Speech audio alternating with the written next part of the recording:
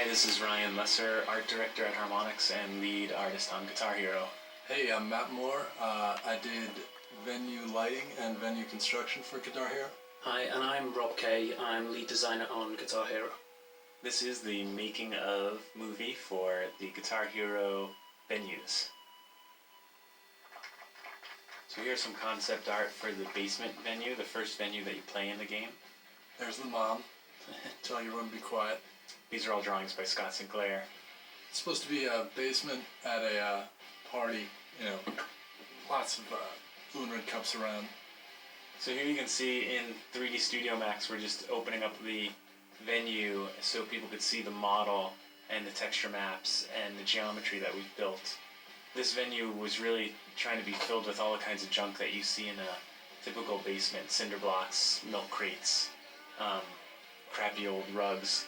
Any of you that have been in a band, you know that you tend to fill these little practice spaces with rugs and mattresses and stuff to soak up the sound so that your neighbors don't go crazy on you. It was basically my apartment 2 years ago. There's a bunch of interactive elements in all of our venues to show you how well you're doing. The basement was sort of a challenge because we want to have good feedback for how the player's doing in every venue. In this venue, we have the furnace and the washing machine, both of which start going hippity hop when you're doing really awesome. And yeah, when you get in a great state, the windows behind the band show police arriving. Right. Police lights.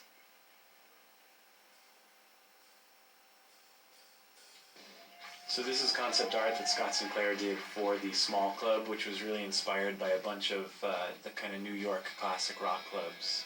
So this is the second venue in the progression. So you've actually got your first kind of real gig and starting to work your way up the ladder. This room has a really funky shape, which makes a lot of the camera work really cool. Yeah, I'm not sure there's any 90-degree angles in this entire venue. Maybe the game. Which is sort of a rule in Guitar Hero, no 90-degree angles.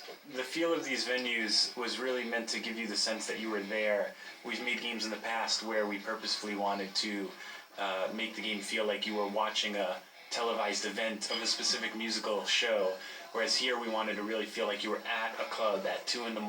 watching some awesome band. I think this venue was one of the first that we really nailed, and stylistically I thought that this was the one that really brought together the kind of kooky angles and cartoony style that Ryan was so keen to get. I love the bar in this room. Scott and I worked on that for a little while, just getting a really wacky shape and cool little stools and the inset liquor cabinets with like the sort of absinthe style glowing liquor. So these are drawings that Mr. Matt Moore did. These are for the Red Octane level, which is the medium club. Kind of as you're getting bigger and bigger, this was also inspired by a lot of Boston mid-sized clubs. So by this stage in the Guitar Hero career, you're going pro, you're kind of halfway through and starting to rise and get noticed. Red Octane as a name is really good as a club name because it gave us a lot of visual imagery that we were able to incorporate into the club. We went with lots of pistons and engine parts and gears and cogs, and it just made for a really cool environment. Again, we're showing the edges of a lot of these polygons so you can see exactly how they're sculpted.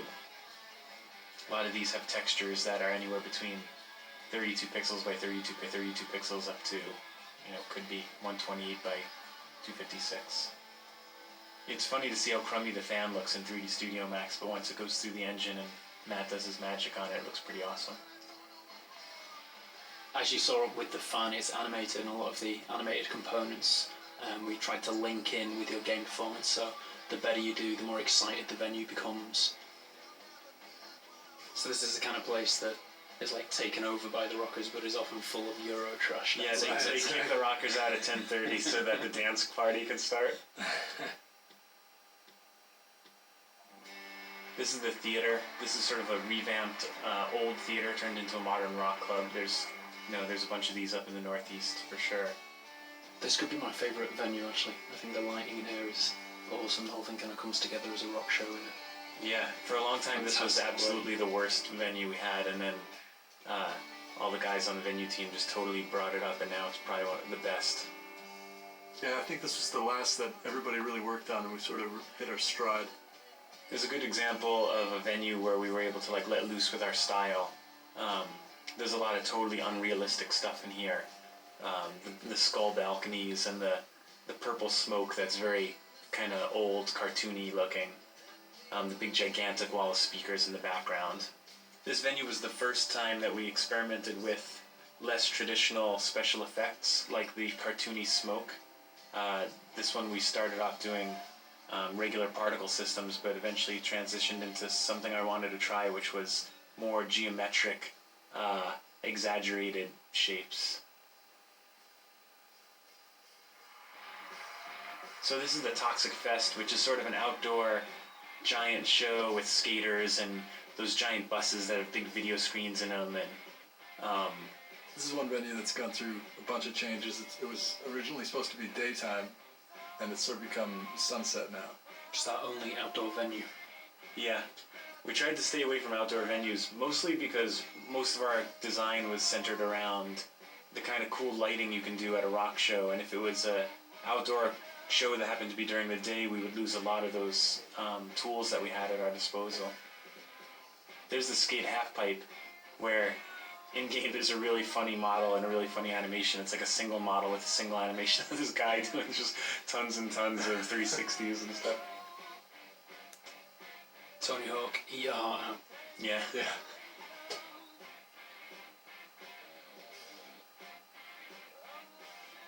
Those pine trees are, of course, not white and purple in the game. They're not even in the game. Oh, really? Have they been cut? They're 2D now. Oh. So this is the arena, or the stadium, the last venue you go to. This venue is split up in a way where there's sort of good on the right side and evil on the left side as the pinnacle of the game, the great fight between good and evil.